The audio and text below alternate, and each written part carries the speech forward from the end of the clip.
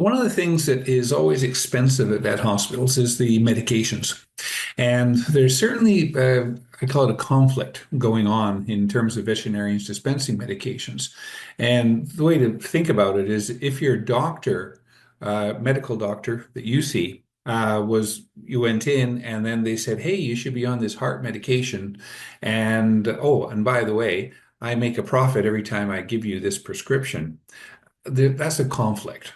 And that is what veterinarians are faced with all the time. And that is there's certainly a benefit to being able to sell medications because there's a markup on them, and that goes to the income for the veterinary hospitals.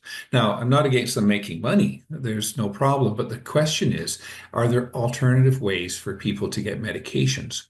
And I'm talking about Canada right now.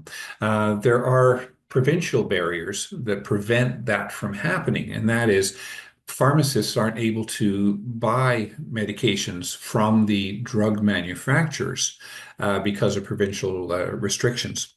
And so because of that, veterinarians have the whole game on that. Now, what's a little bit different in Quebec, they passed some laws years ago that allowed the vaccine medication drug manufacturers to actually sell to pharmacies.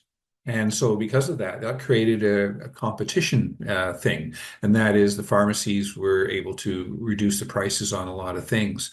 And so, that, to my mind, is a little bit healthier. That is something that I tried to do in practice. And that is whenever I had medications that were identical to ones that were going through the pharmacy, as in the human ones, I quite often scripted those out. And that way it saved my clients money. And so there's ways to do that currently pretty well anywhere. But the main thing is that when you're dealing with I call the big ones, and that is the flea and tick preventives, heartworm medications, and then some of the pharmaceuticals for all kinds of diseases. Those ones are under the veterinary hospital, and that's it.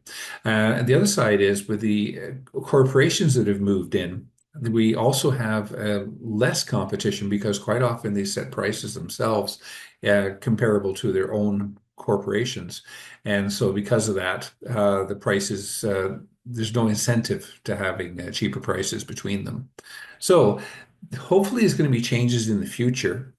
This is something that the Competition Bureau has looked at in Canada, and they've made some recommendations for that. It'll take a while before anything really happens there. But it's sort of an ongoing thing that's happening pretty well everywhere. And that is, why can't people get medications from pharmacies? And both sides will come up with all kinds of ideas on why they should or why they shouldn't be able to do it. But that's the thing that's going to be changing in the future.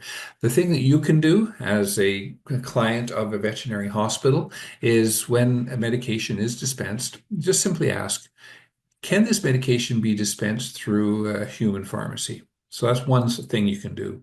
The other side you can do is ask them, can I get it through an online pharmacy, which is quite often cheaper? That has been, to put it, frowned upon in Canada. And that is, we're not, as a veterinarian, we're not supposed to be trusting the online pharmacies because no one is overseeing them very well. And so there's issues there too. But those are the options that you have at this point. And hopefully things will change in the future. So something to think about. Take care.